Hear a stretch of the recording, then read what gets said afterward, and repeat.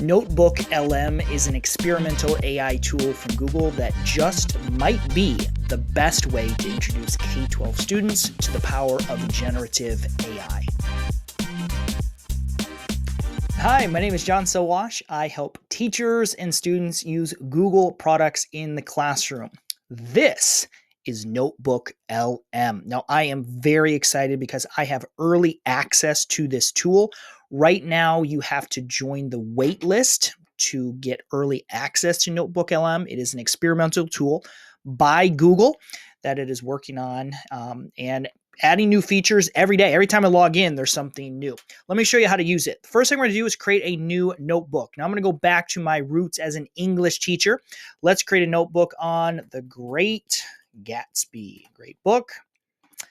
Now, I chose this book because it is available in the public domain. Project Gutenberg has a full text of this story, which I'm going to add as a source for this notebook.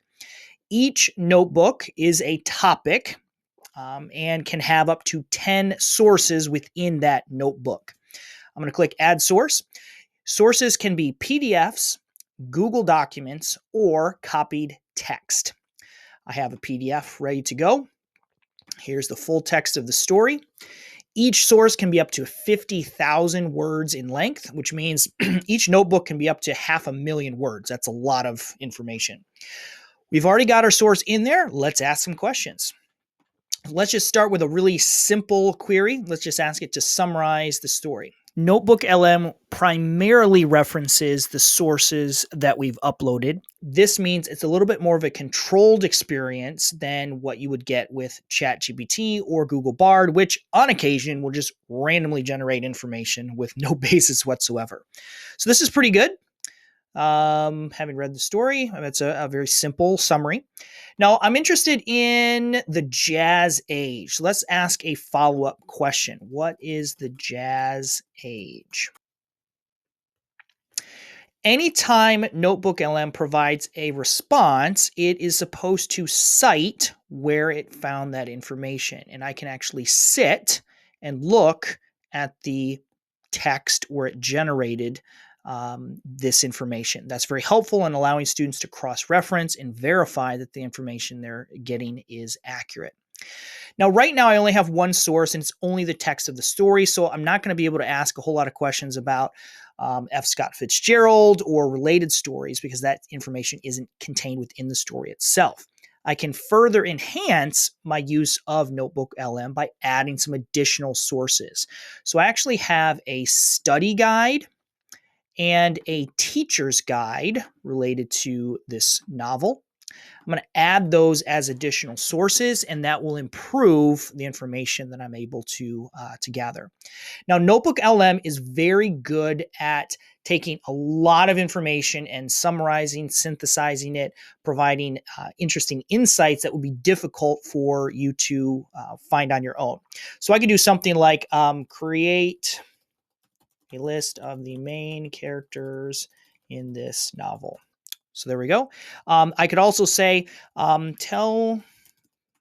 describe the cars that are included in this story. So there we go. We have the names and descriptions of the various cars. I can do things like prepare a study guide for me. And it'll generate a study guide based on the information and the teacher material that I provided as well. Now, if a student likes a response provided by NotebookLM, those can be saved for future reference. So if I like this study guide, I can pin it, and that will be saved up at the top. The saved responses can be used as additional sources for further queries. NotebookLM is a really interesting tool for introducing students to artificial intelligence. As a teacher, I could prepare this notebook and then share it with my students. I can share this as viewer or editor. If I share this notebook with view-only permissions, then my students will be able to use the notebook, but would not be able to add or remove sources that are provided. Again, it gives them kind of a curated, structured use of AI rather than just having access to the full web and the full internet. Currently, NotebookLM is in beta. I do not know when it will get out of beta, and it can only be used by personal Gmail accounts. It is not available for Google Workspace accounts at this time.